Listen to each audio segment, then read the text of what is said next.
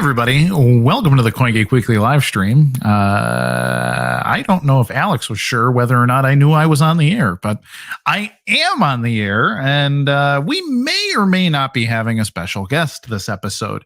We've been trying to book them and trying to get all the I's dotted, T's crossed, and in this case, it was two I's dotted together, but apparently we couldn't get everything organized in order to make everything come on the live stream here.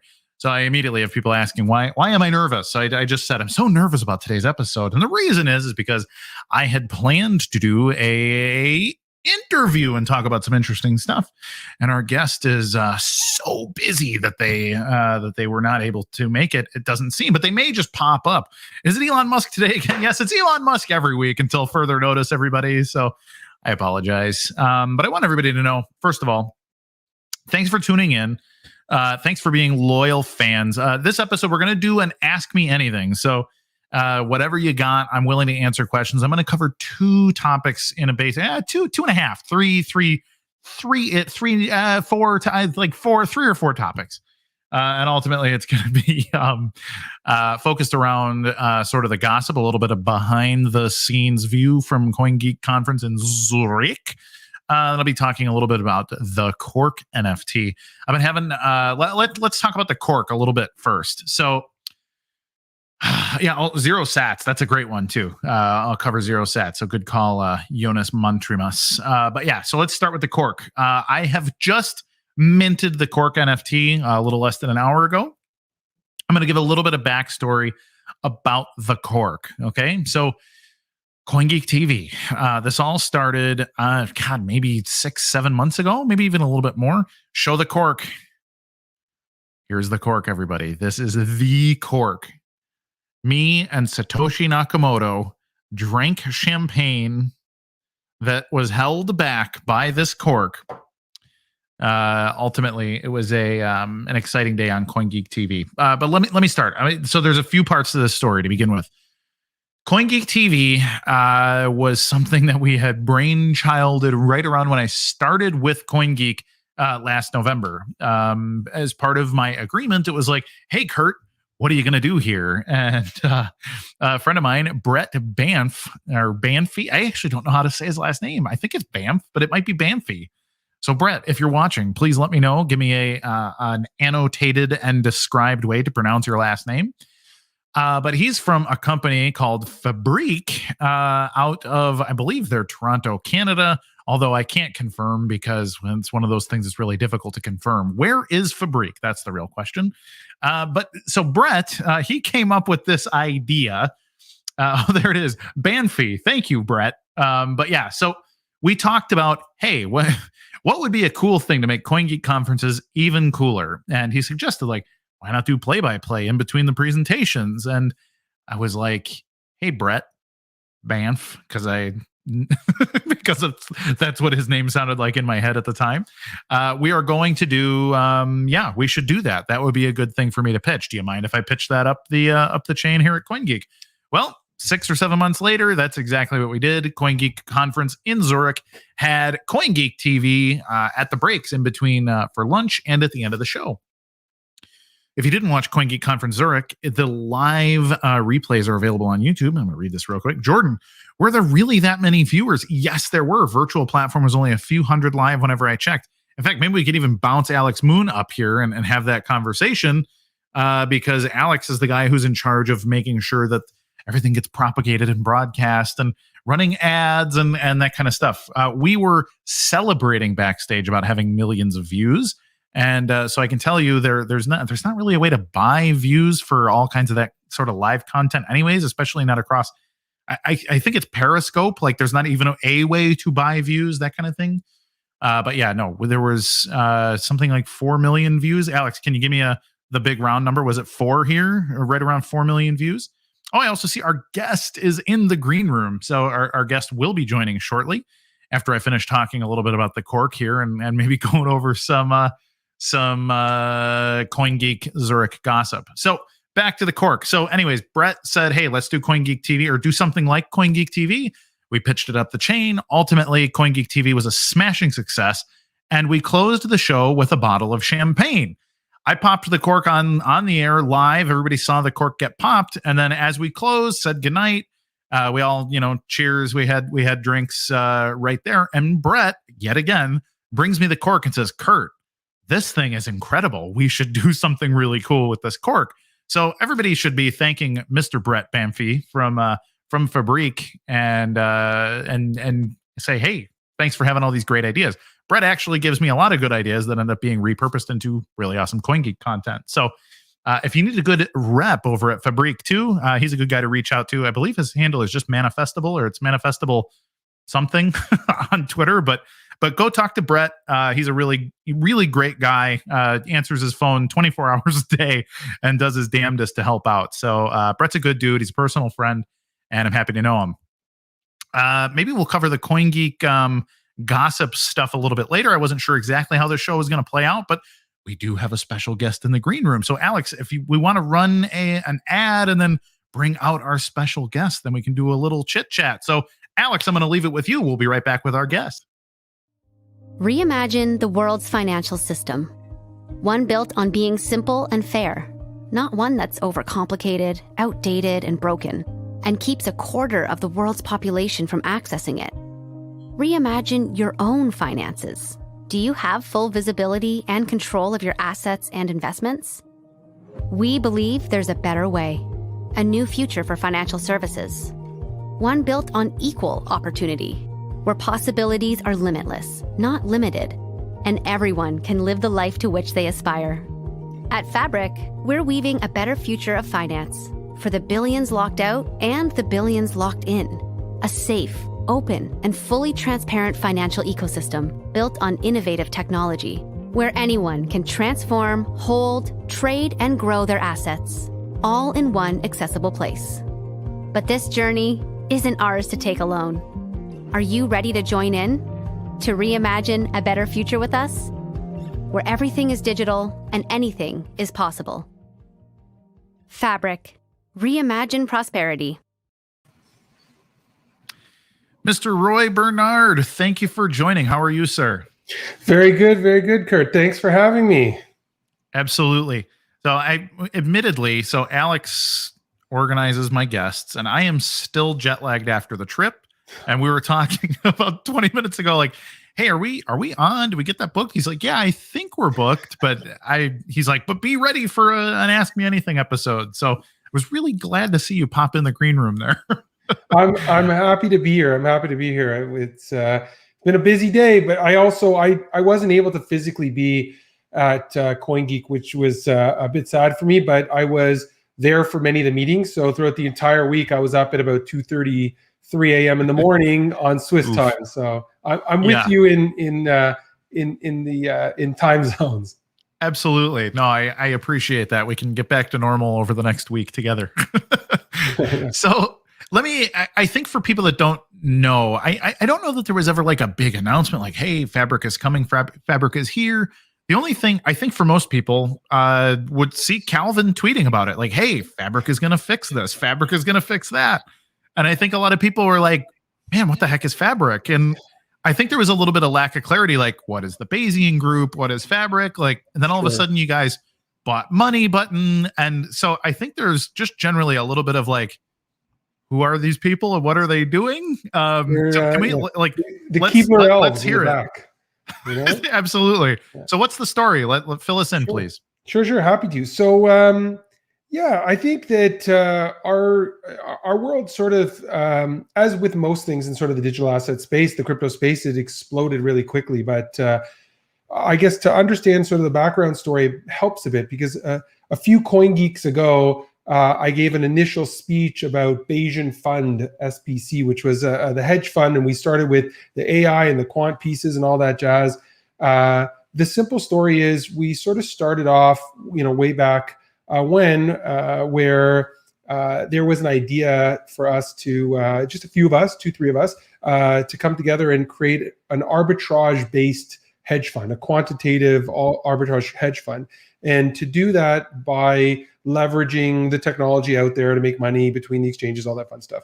The markets weren't so great for that, so we had to squash it a little bit, but we ended up building a bit of a team, and we ended up putting together and doing all this research around different technologies. And as I think, lots of people I'm sure on the show and viewers will say, you stumbled into BSV as an example, and I'll use it because it was a little bit of a firecracker where we were evaluating, if we're going to be all about market efficiencies and speed and making money, how do we do that? And what's the best tech out there? So anyways, we found that. And with that, we sort of stumbled into a whole world and a whole community. And so what started off as a hedge fund very quickly shifted over, and we took all that technology and all the intel and the amazing people that we had, and we shifted it into our Fabriik Markets business, which did OTC market making and wholesale liquidity or trading API. And then from there, we sort of said, hey, you know what does the community need, and what do other people really need? Well, I know it seems funny to say another exchange, but it needed another exchange. So we said, okay, let's go down this road, but let's do it very differently. And then the last thing I'll say is that what BSV did for us, and what sort of created and why it's called Fabriik, for example, is that we recognized by taking a quick step back that there's this new world well above and beyond the speculative bubble of cryptocurrency. There's this whole world of digital assets and what we call digital everything. And we really believe in a world where the future looks like every asset, whether it's skins from Fortnite to you name it, to art, to securities and stocks, all that would be digitized. So we sort of said we feel like we're building the fabric of the digital financial future, and that's where it all came together. And sometimes I wake up in the morning and wonder where I am and how we got here. No, for sure. And, I hear about some of this stuff in the background at CoinGeek, and people saying, oh man, this is just going to be this massive thing. I think one thing that got mentioned at CoinGeek conference in Zurich was this talk of a non-custodial or semi-custodial, this wallet situation where you can connect to books that are liquid and have market makers and that kind of thing, but you're not actually, you're not losing custody of your coins. We don't necessarily have to trust Fabriik to hold our coins, which I think is a really interesting hybrid model. Is it something unique in the space? I mean, it sounds like it's unique, but is anybody else doing such a thing? And why did you decide to go that route? Yeah, so it's actually a model that we designed almost a year ago. And it was, what we saw in the industry was, first you had the advent of these exchanges that would come out and everything was held by the exchange. Then you had a whole bunch of security breaches and these custodians popped up and everything went to the custodian.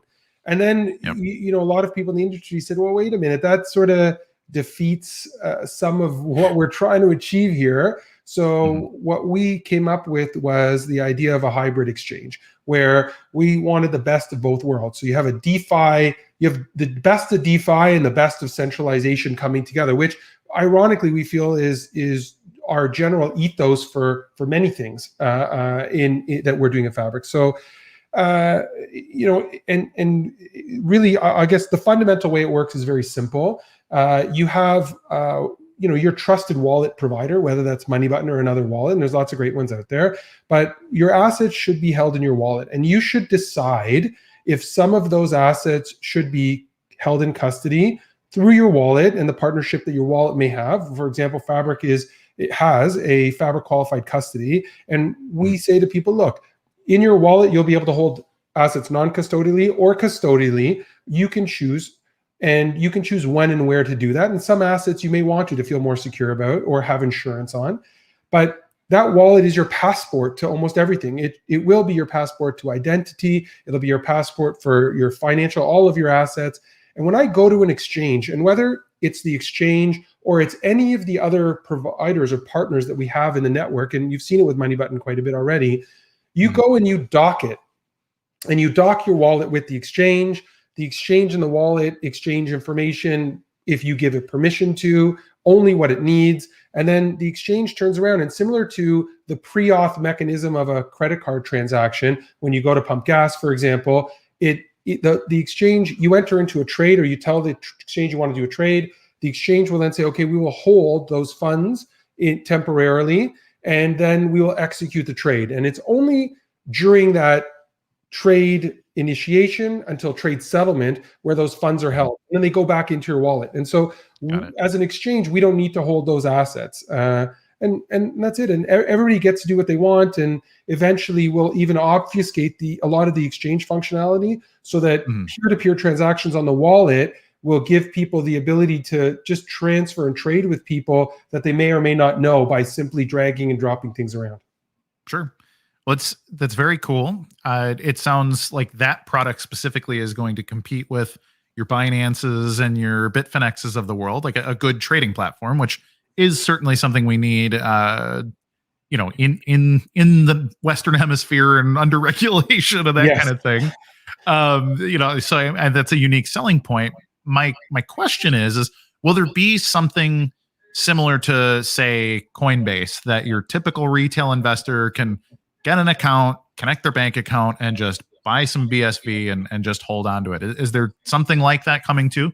Yes, there is. And we actually have some interesting pieces. So one is, we're going to be, the wallet itself and on the exchange is going to continue to build and grow in its capabilities. Initially, it's crypto to crypto spot, but because of the licenses that we have both in Europe and in the US, and this will be more for the European crowd initially, US is a much more difficult regulatory area, but we will be able to, it's crazy. So we'll be able to allow people to do derivatives and, again, all the other asset types. But one of the cooler parts will be, as different service providers and funds and investors come into the ecosystem and on the exchange, what we're hoping to do is to allow people to say, okay, I have BSV and I want to hold on to it, for example, but I would like to hold on to it and help and have assistance in growing the quantity of BSV that I have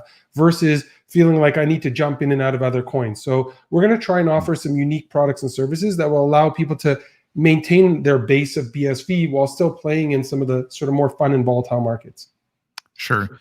Well, that's an interesting use case. I've talked to people a little bit about this opportunity cost of holding BSV, and it's such a great development platform. You can do so much with BSV, but if you're just a simple person, then holding BSV, versus holding something like BTC or whatever, certainly has been an opportunity cost. And I've told people, well, you can use your BSV somewhere and just open up a margin position for a little bit of BTC, and then you're kind of like the poor man's option trader or whatever. Is that the kind of thing? I mean, do you guys have any sort of opportunity there to perhaps offer like financial advising services, which I think is something that might really do well for Bitcoiners, or is that water that you don't want to wade into? No, I mean, I would say initially those are difficult waters to wade into from a regulatory perspective. Yeah. But we do, for example, a lot of the algorithms that we've written and have on deck for trading in the fund and that sort of stuff, those algorithms and those pieces will make their way into what we see as launching on the exchange as a robo advisor. So we believe in that aspect of it. So for example, it is effectively investment advice, and it'll be used that way. And a lot of the so the hedge fund actually was built initially with the BSV Alpha fund built into the hedge fund, and the BSV Alpha fund is exactly what I described before, as a fund whose job is to maintain its baseline as BSV and do everything in its power to increase the quantity of BSV. And so what we're hoping to do is take those algorithms and put them into a bit of a robo-advisor. So it effectively won't be people providing advice per se, but we're hoping that we'll be able to provide people with tools that will allow them to do that. And that's one. And then another area that's similar to that is we have a system that we're building and launching called a portfolio starter. And it's a way of people coming in and being able to assess the different things that are out there and make a case for building out a portfolio similar to they would with a financial advisor. So we're not far off. Yeah.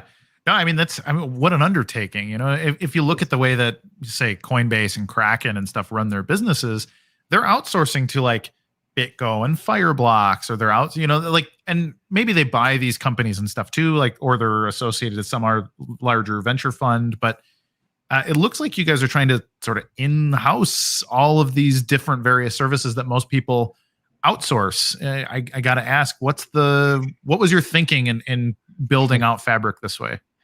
So I'll give you a simple example. So we love to use external partners where we can. We're more than happy to do that. We believe that, especially in the BSV ecosystem, but generally speaking, in order for us to build a platform that we see as a everything digital financial platform of the future, we need to be able to have a lot of architectural control and really stability more than anything else over the different pieces. And so I'll give you a specific example.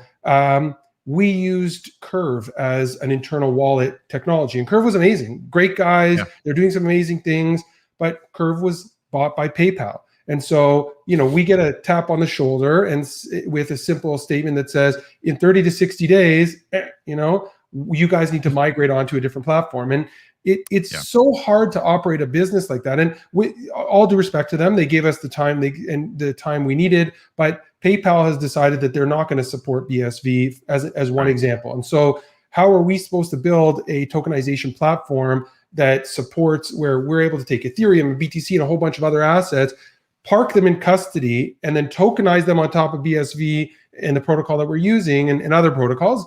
How are we supposed to do that if the ground keeps, we'll say, falling out from underneath us? So stability is the key piece, and it's slightly unfortunate, but also an opportunity. That being said, if anybody has, and I've said this from day one, if anybody has something that really is capable and they're passionate about it and it's stable that we can use as part of the ecosystem, we would prefer that. We'd prefer to focus on the financial services piece and bringing people in. Sure. Got a question here from Patrick Thompson, the founder of the Gorilla DAO and one of my colleagues at CoinGeek, saying, will we ever be able to trade SFP created tokens via a Fabriik platform? The short and sweet answer is yes, absolutely. We are looking forward to that quite a bit. And both on a peer-to-peer basis and both on the exchange. So we're looking forward to that. We have a lot of people who are looking into the details behind if a token is a security and if and unfortunately it's not black and white, and most regulators around the world are changing their minds on a daily basis. So we're like, bear with us. And all I'll say is that if it was up to us and it was a technology only thing, we would be running at 500 kilometers an hour, I guess, whatever. I'm Canadian, so I'll say kilometers, but we'd be running very fast. All right, you've outed yourself. Sorry.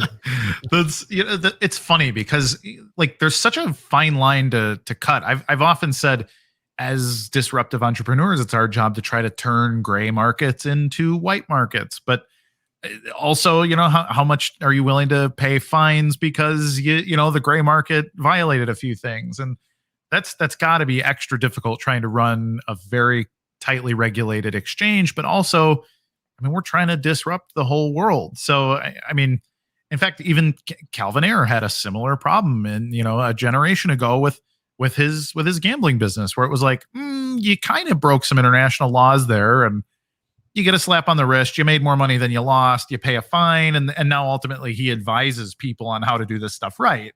Yeah. But but that's still a decision that's like, if I fail, I could end up in jail too. So what's your internal regulatory people got to be pretty hardworking folks, I imagine. Is there like an overarching logic that you guys use to make your decisions there? Or is it like case by case, here's what we should do? So, no, we do have an overarching logic, and it filters down into everything that we do, in that we are trying to lean into regulations and regulators. So we have people who participate in lobbying groups for us and for the community. We really want to push the envelope on things. Like we don't believe that it's, we need to be perfect all the time. It's not possible. As you said, you got to push. You look at companies like Uber, who turned around and said, well, we're not a taxi service, we're a livery service, and we're going to go at it from that angle. And they got a lot of people frustrated and angry. And I think that when you're able to provide clients and customers with a really good product or service, then you're able to push the boundaries a little bit.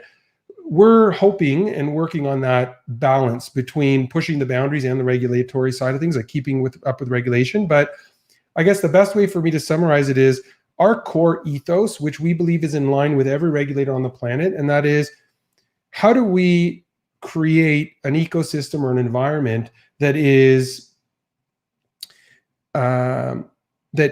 fair and mindful, specifically to those who aren't as knowledgeable as others. So how do we create, to use maybe a gaming analogy or gambling analogy, is how do you create a poker table that makes it so that you don't have sharks and colluders sitting at a table with people who just enjoy the game and want to play.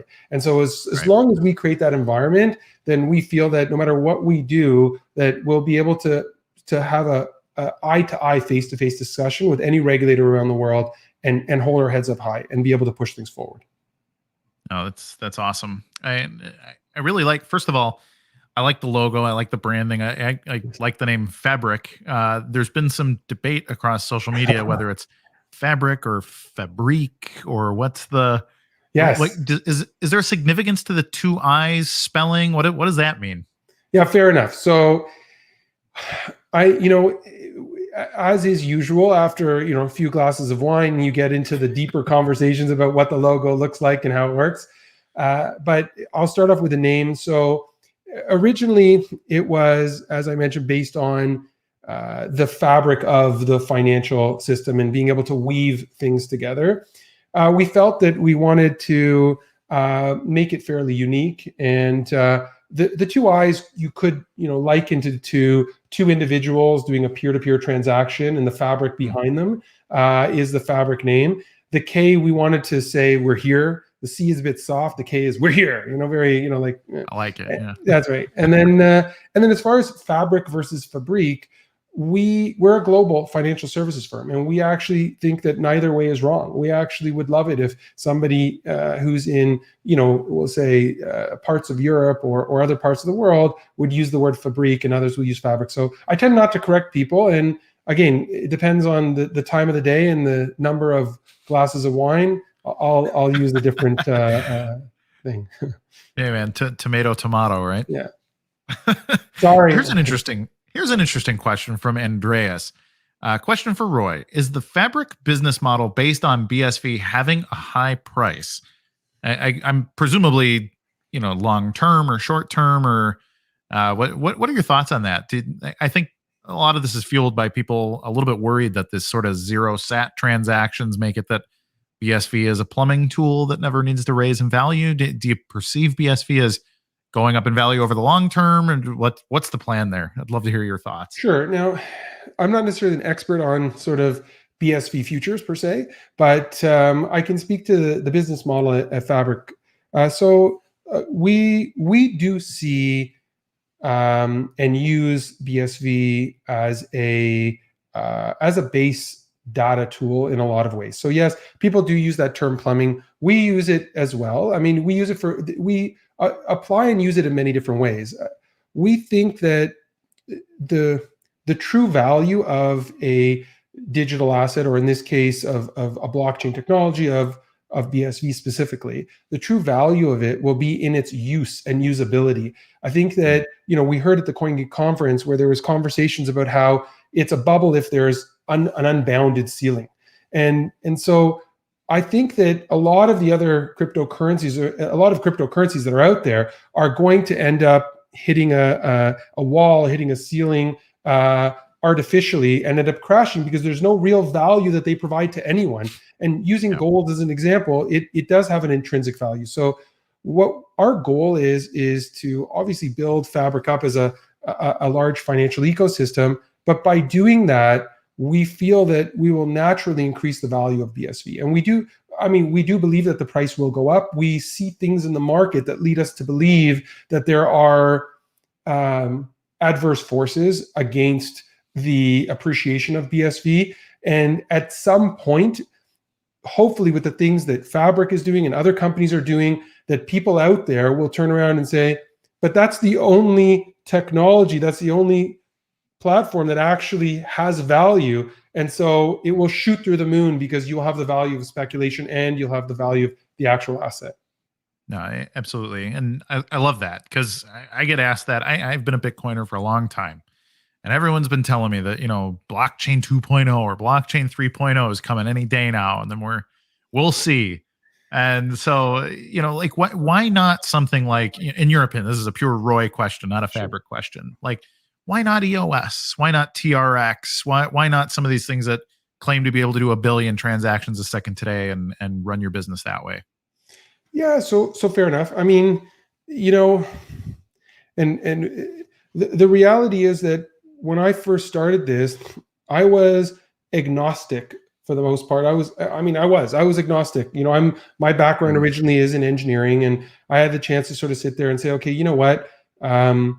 You have to, if you're going to have the value of a immutable ledger, first and foremost, it needs to be public, because if it's not public, then what's the point, in my opinion?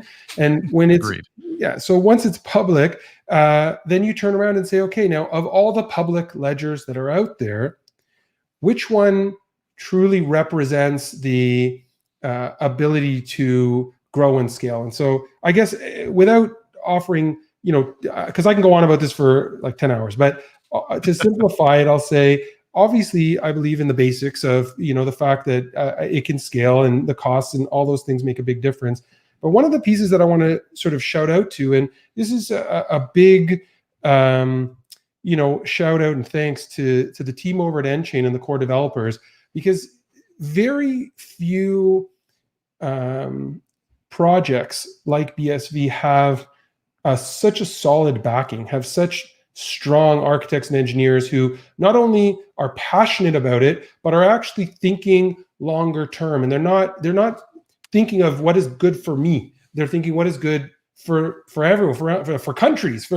So for me, that's a very inspiring thing, and that creates stability. And I want to be a part of that kind of stability and building a business on that.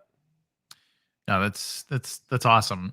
I often say that the entire cryptocurrency economy is selling you a product, and the product is their token. So everybody's selling you a coin, and that's the purpose of it. But in BSV, we're talking about the things that can be built with it, and that's anything from social media or various tokens or even a business like Fabriik.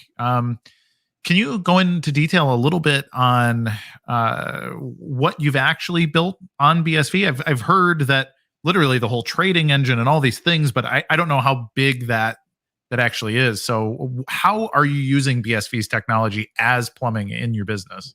Sure. So I would say the first and the easiest one is obviously the tokenization platform and the tokenization layer. So to us, that is actually the core of everything that we're doing. So I mentioned it before, the fundamental premise of being a liquidity ecosystem, and that's what Fabriik is and I'll use the word loosely. So if anybody's a dictionary fiend, they can relax.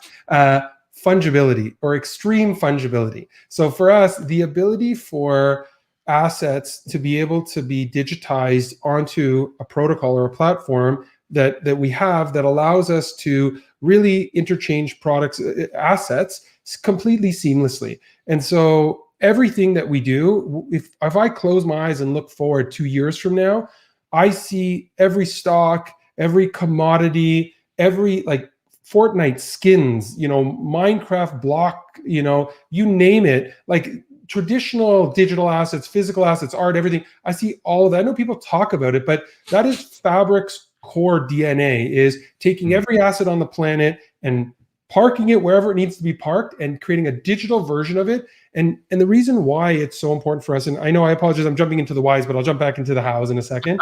But anyways, I get excited about these things. So hey, it's cool. So the reason why it's so important is because I sort of, I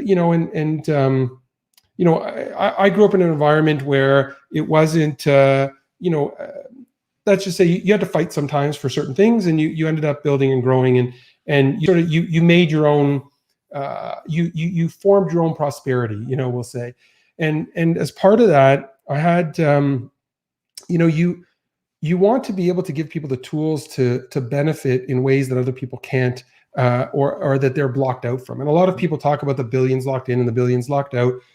For us, the simple fact is that if we do our jobs right, we should be able to have it so that some kid who's stuck in a very small apartment in either a part of the world or a part of the city that gives them access to a phone, or gives them access to even, let's say, a video game console, an older video game console, that they'll be able to turn around and take their, let's say that they have a gift, let's say they're capable of spending the time and have the energy of being able to, and I'll use Fortnite as a continuing example, but do something really good with Fortnite, and actually get some rare skins or build up an account that has a lot of value.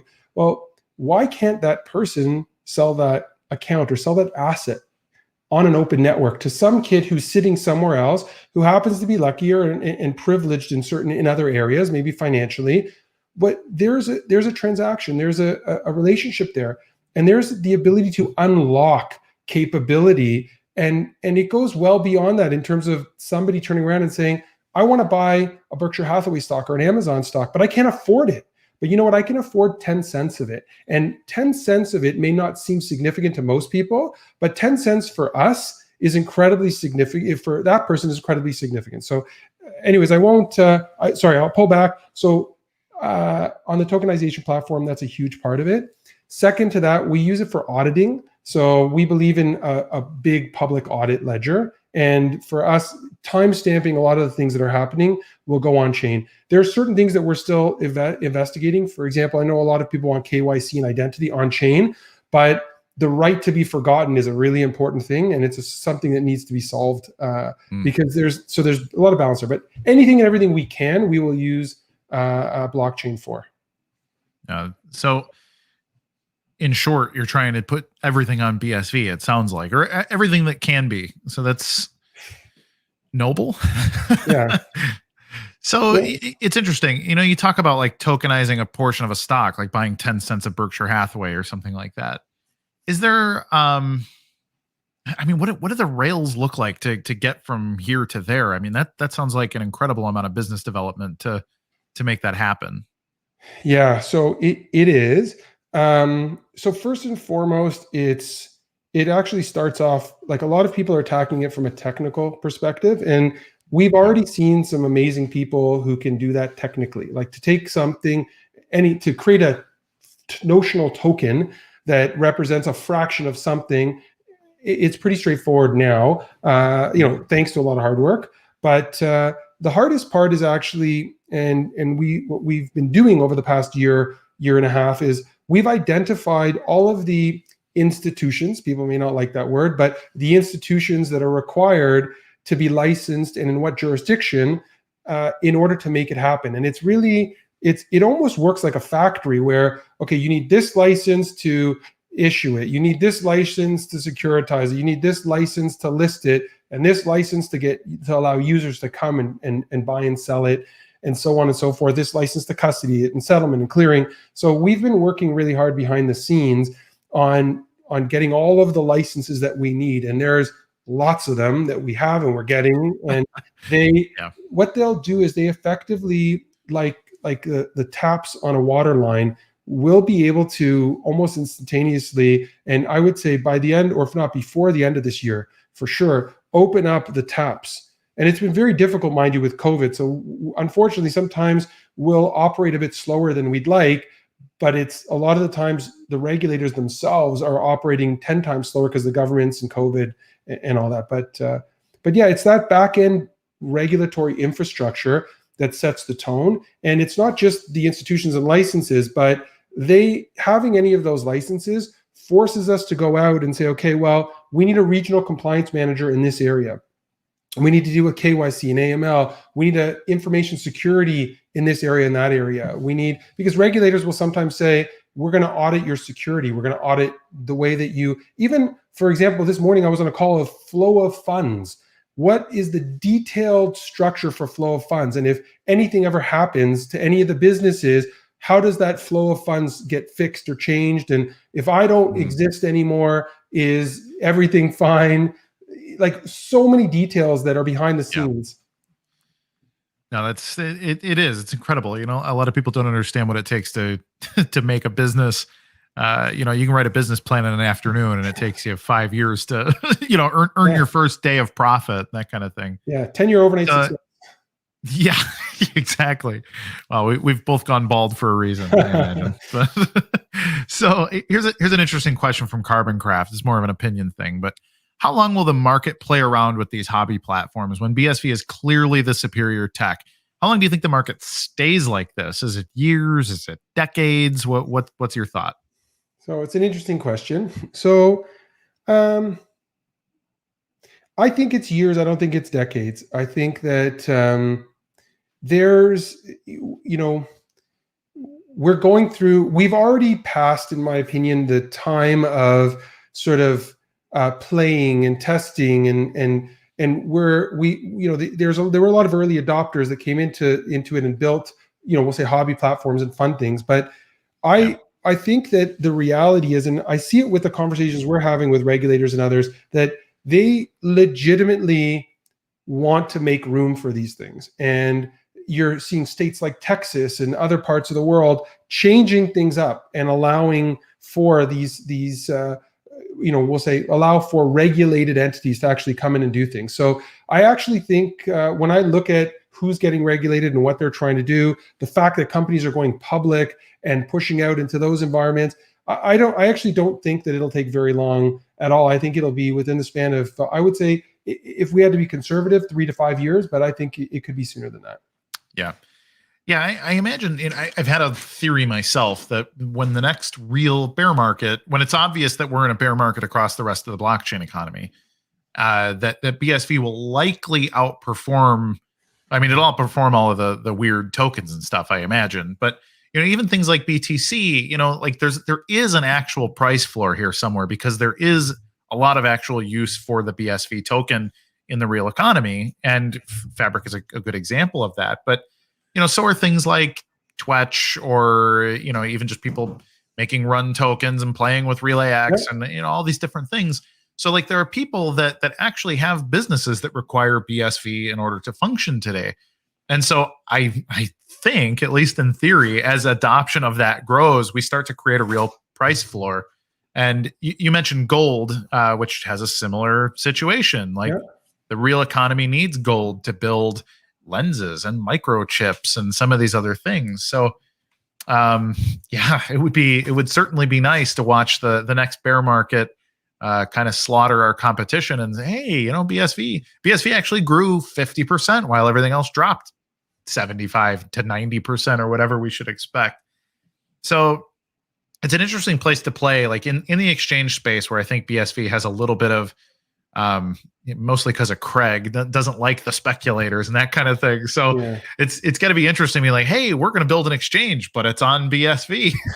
So, but let's segue a little bit from that. I think one of the most interesting announcements at CoinGeek Conference was the Frank Mueller the watch that came out in a partnership, I suppose, with Satoshi. And there was mention of some Fabriik technology integrated with this watch. And I would love to hear your description of what that technology is and how is it being used. Fair enough. After the show, I gotta figure out who's feeding you all the information. No, it's all good. It's all good. No, yeah. So we're excited, and we're still. The best way to say it is we're still in discussions with Frank Mueller and working with them on something pretty amazing. We'd like to see the little barcode that is on the watch be so much more, and we feel that right now it's elegant but not very intelligent as far as the functionality can be. And so we're working closely with Satoshi on something that we think will be absolutely fantastic. And it's actually, technically ready, where it would allow people to, we'll say, access the only way I could say it now without getting yelled at later is it would allow people to access and work with their own private concierge and work with them on being able to do all the things that they need or want to do with the assets that they have, and not be restricted to just one or two assets, but to the wealth of assets that we're hoping to bring to the table. Awesome. Sometimes I forget which things I'm allowed to mention and which I'm not. No, it's so, good. So I apologize, but no, I know how it goes, and non-disclosure and business development. But either way, I'm excited to see what's coming on that front. Let's talk a little bit about who you are. I don't know you very well. I've heard your name for a year or more. I guess I've heard maybe 2 years or something from Calvin, but I don't know how many people know the Roy Bernhard story. So I'd love to hear where you come from, what makes you tick, Roy. Sure.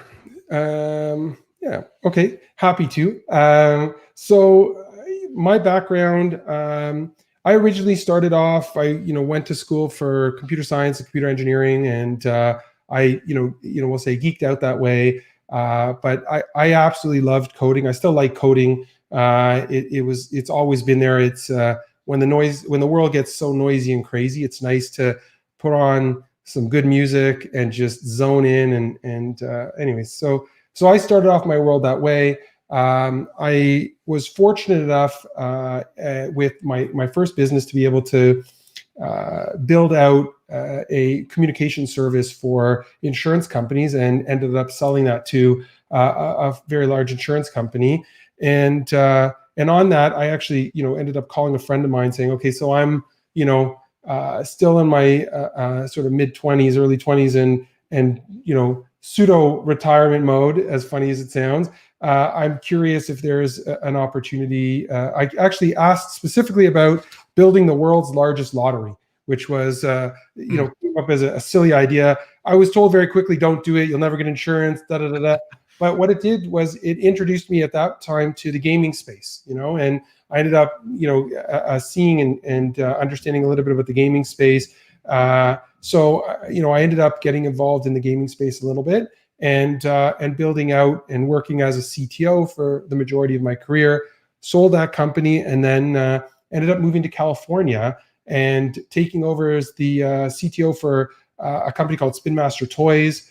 We had built out I had a chance to build something called Spin Master Studios, which was a lot of fun. We built out MMORPGs for kids, and it was pretty wild. We did tech deck, and we did a whole bunch of fun, cool things. I had the chance to actually fly over to Amazon before anybody knew Amazon to be anything other than a bookstore, and develop the first prototype sharded gaming system on Amazon's server fleets. And it was super cool. Their offices back then were really cool too. I'm sure they're cool now, but anyways, so I had a chance to do some really cool things like that. I then came back to Canada, and I worked at a company called Workopolis and a few others, again in those roles. And then I kept, moving into companies that kept blowing up in a good way, and either selling or going public or doing different things. So I wanted to go back and be a bit of an entrepreneur. I went and I started up with a quant and a friend of mine, a hedge fund program, a quantitative platform. In those days, it wasn't very common. So it was very unique, but we built everything including bolting the servers into the floor, just paranoia. But we ended up doing that. We went and took it live on RBC's floors, and it worked out well. Unfortunately, the fellow that I was working with had a stroke. He's okay now, but at the time we agreed no dollar in the world is worth anybody's life. And so we ended up selling the IP and the assets for a royalty, which worked out okay as well. And then And then coming to the end of the story, but about 8 to 10 years ago, I met with a few friends that I know, and we started up a law firm in Canada. And so for the past 10 years, we've been able to build and grow that law firm, and it's spectacular. I have a lot of friends. I consider them to be family, and then 2 years ago, I got a tap on the shoulder from a really close friend who said, "Hey, I have an idea," and that idea was the hedge fund. And I turned around and said, "You know what? How can I say no to an adventure?" And now I'm here with you. Man, that's a hell of a story, Roy. So, is the business Canadian based, as I understand it? So it's actually the parent is UK based. So we're actually a UK based parent co.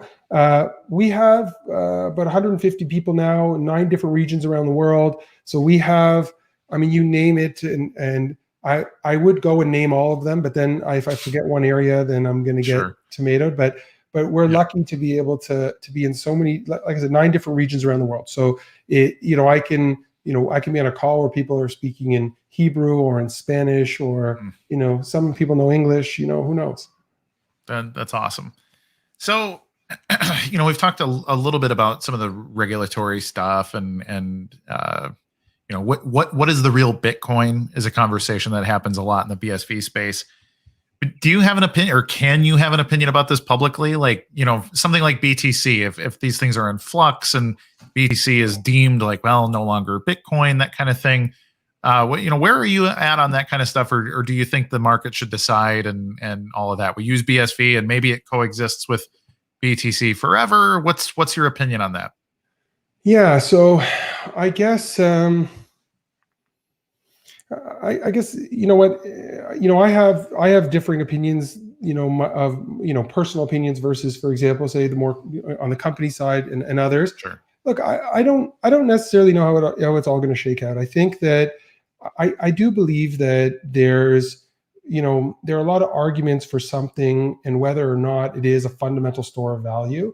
I do think that at times in society, we have deemed something to be a store of value, and it is, right? There's no intrinsic reason why, and so so I do think that I think that as far as society is concerned, there is some room for it. I mean, there is room for an asset that has a fixed quantity to potentially continue to be used as a store of value.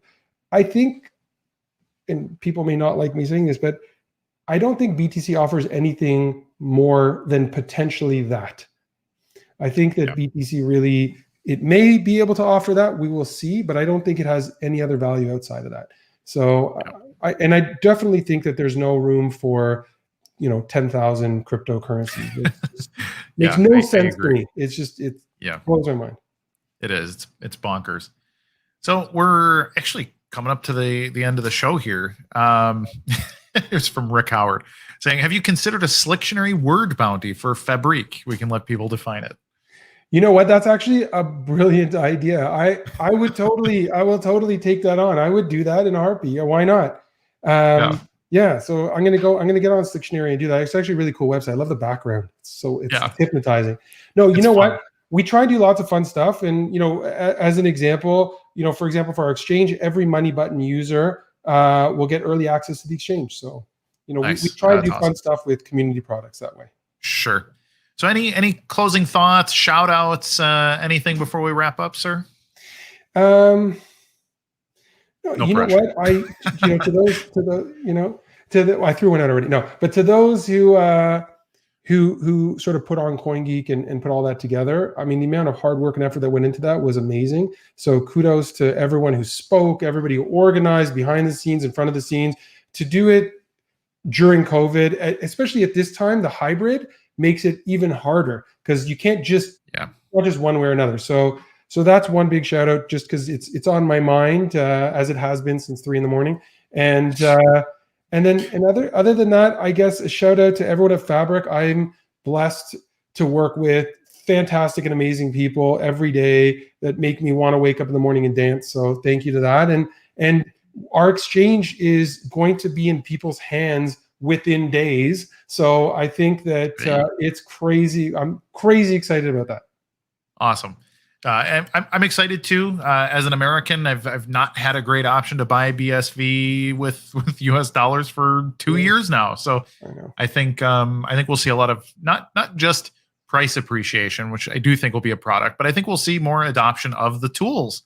There's so many cool things you can do on BSV, but I've had 1,000 friends at this point say, well, yeah, but how do I get some? And that's a problem that I'm really excited to see solved. Yeah, no worries. Yeah. Happy to. All right. I know I was going to say goodbye, but I'm going to, because Mr. DSP28 is a loyal fan and shook my hand in person in Zurich, I'm going to ask his question here. Many companies in this space have the same vision of tokenizing everything. How is Fabriik planning to compete or cooperate on that front? Yeah, so fair enough. So I would start off by saying, from a cooperation perspective, we always say to people that we are building a tokenization platform versus a tokenization protocol. We do have the FSP protocol. It was built specifically to satisfy certain regulatory requirements that we have. I think that everybody wants a completely agnostic peer-to-peer token, which is amazing for a lot of use cases. But the reality is that Fabriik, as a regulated entity, needs to care about when an item is being transferred from one person in one country to a person into another country, or however that may go, that there's some degree of KYC that's being done to make sure that it's not going to a sanctioned country, that we're maintaining those. So long story short, we are very open to other protocols, and we're hoping to work with them. We've been a bit busy trying to get the base up, but so very open to that from that perspective. From a competition perspective, with regards to others that are trying to tokenize everything, look, I mean, all the power to them. Like we're happy. We think that friendly competition is the way it's got to go. I will be open and welcoming as much as possible to speak to and work with anyone in the BSV community, people outside of the BSV community. Not that I'm particular, but I don't believe that they have it right.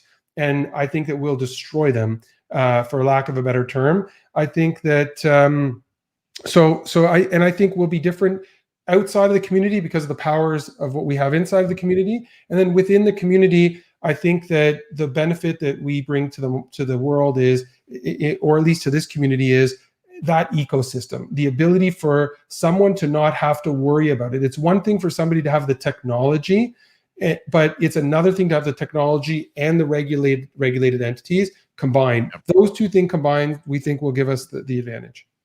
That's awesome. Well, thanks again, Roy. I really appreciate it. It was really nice to finally get to talk one-on-one with you and all of that. I keep hearing stories, man. This Roy guy is really cool. So now I can confirm. Now I can be that guy to say, you know what?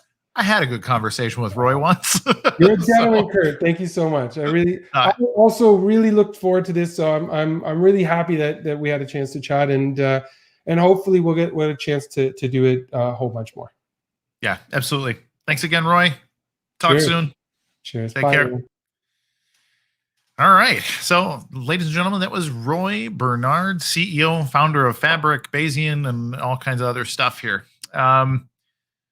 Let's talk a little bit. So I hinted at the beginning of the show, there's actually a couple of things that I want to cover before we wrap up. For one, I'm really glad to have had Roy on because I've been genuinely curious about all kinds of the stuff that Fabriik is up to. And I'm excited to hear about the option to, first of all, onboard fiat to BSV, give people a simple option and all of that. But then on top of that, showing people the power of Bitcoin, really letting people trade their securities and equities and other tokens and all kinds of other things on a regulated exchange. I really like what they're doing with the non-custodial, or with their, you own your wallet, you use their centralized order books, the hybrid solution. So lots of cool stuff there. But I want to talk a little bit about the Cork. I'm very excited to announce that we are going to be doing a Dutch auction. Now, if you don't know what a Dutch auction is, use the internet. Google's a really easy way to check that out. But we're going to be doing this with Relay X, because there's not yet a Fabriik solution. But perhaps the next big cool thing we will be doing with Fabriik. I would love to try out all the people that got a thing, but Jack Lew was nice enough to say, "Hey, we're gonna do something really cool." So it's either gonna be next week or the week after. We will be auctioning off the Cork that was live on the air for CoinGeek TV at the close of CoinGeek Conference Zurich. Again, an idea from Brett Banfi, who is from Fabriik. So a lot of synergies there. But I minted the NFT today, so you can check on my Twitter account and Twitch where I minted it. I gave all the licensing information. I wrote a contract in there. So if you buy the Cork, you are privy to the licensing rights that are conferred there. I will burn all of my rights per the rules of the contract that's written into it. And you will be the sole owner of both the digital NFT and the physical Cork, which I will send to you with a certificate of authenticity when you buy the thing. So be prepared. The announcements for exactly how this is all going to go down will be coming soon, and I'm really excited to do a cool auction and let everybody have a piece of Bitcoin history. And for a little bit of clarity, it was champagne that was drank between me, Craig Wright, Becky Legero, and Jimmy Wynn at the end of the show, live on the air. You can see the video of it. Alex Moon asking, "Where's the bottle, Kurt?" I have no idea. It's probably in the recycling somewhere in Zurich, because they're a very serious recycling city. But Jack Lew also has some other exciting stuff coming at Relay X. Maybe we'll have him on in the next week or so to debut the thing, and maybe we can even do the auction live on the air. Maybe we'll see. We'll see if we're ready. But got some cool stuff coming there. And again, I want to say thank you to Roy Bernhard at Fabriik, and I want to talk just briefly a little bit about some of my friends who was really nice to meet at CoinGeek Conference. So, my on-air personality, I like to think, is very much the way I am in person. In fact, I had Brett again tell me, "Kurt, you're even more Kurt in person." Let me, and I wasn't sure what that meant, but I think it was a compliment. But truly, I was really, really delighted to meet a number of you who comment here regularly, who regularly watch the show. It really means a lot to me. I do this simply because I care. I love Bitcoin. I love Bitcoin to my core. I just use Bitcoin core in a sentence, two of those words in the same sentence, unironically. But truly, this is a passion for me. The CoinGeek Weekly live stream is what I do because I care about the mission and I care about the people. And it's really what informs my thoughts about the mission, is that I want the world to be more free. I want people to be able to do more business the way they want, in such a way where they're not afraid and not overtly taxed and not beaten up by a frankly oppressive world. I got Alex popped on his video camera to yawn at me really largely. Thank you, Mr. Moon. Freaking lovely executive producer here. Letting me know that I have so much value to the ecosystem. But really, so I want to give a shout out to the people that made the trip to Zurich. Some people flew from very far just to shake my hand, and I appreciate it. Thank you. Stay tuned for CoinGeek Conference New York that's coming in October.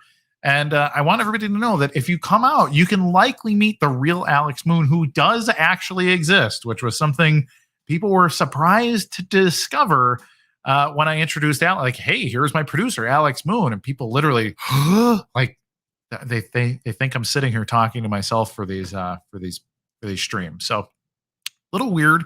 You guys are a bunch of weirdos, but thank you.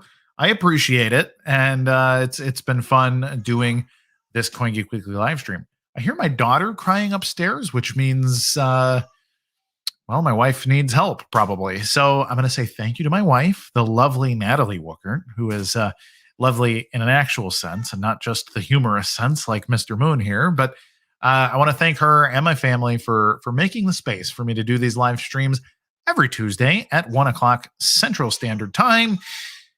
Come next week, we'll be giving away one whole BSV from Mr. Satoshi, and we'll be coming with some very interesting special guests, and perhaps, maybe, the live auction of #TheCork NFT on the air.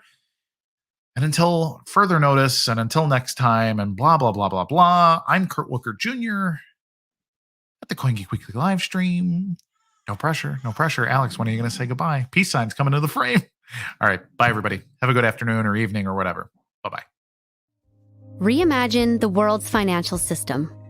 One built on being simple and fair, not one that's overcomplicated, outdated, and broken, and keeps a quarter of the world's population from accessing it. Reimagine your own finances. Do you have full visibility and control of your assets and investments? We believe there's a better way, a new future for financial services. One built on equal opportunity, where possibilities are limitless, not limited, and everyone can live the life to which they aspire. At Fabriik, we're weaving a better future of finance for the billions locked out and the billions locked in. A safe, open, and fully transparent financial ecosystem built on innovative technology, where anyone can transform, hold, trade, and grow their assets, all in one accessible place. But this journey isn't ours to take alone. Are you ready to join in? To reimagine a better future with us? Where everything is digital and anything is possible. Fabriik. Reimagine prosperity.